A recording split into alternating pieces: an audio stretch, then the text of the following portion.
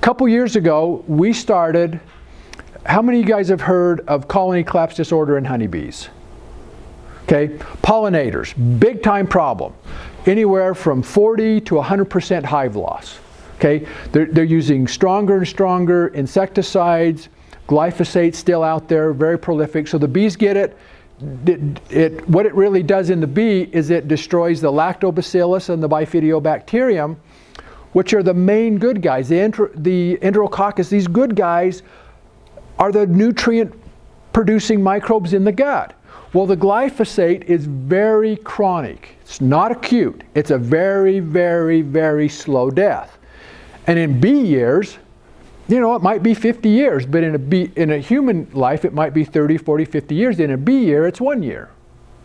But when we look at it, when we alter their gut microflora, and the bad guys now produce toxins, it weakens the systems and they slowly die. So we took a honey producer and a bee inspector from the northern part of the state of Utah. We called him up and says, I think we can stop colony collapse disorder. And he goes, yeah, you two and the last 5 nut jobs that come and talk to me. And I says, well, come talk to us, we'll give you some products and let's fix this. And it worked. We now have his death loss at what, less than 5% now? It was 5% last year. I talked to him this week. It was 5% this year as well. And the average is in the 35 to 40% nationally. And some way higher. Both. Everything.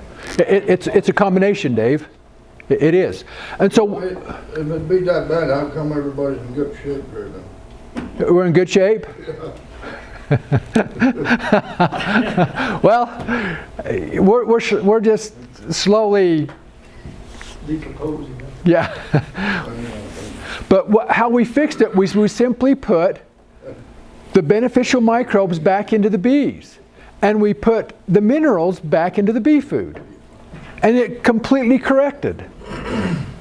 And so we've seen this over and over and over, is if we put some good biology back in there, all of a sudden we get rid of irritable bowel. I mean, there's a reason that we have irritable bowel syndrome and celiac and Crohn's disease. It's because we have microbes that are taking our food and putting it into a toxin form.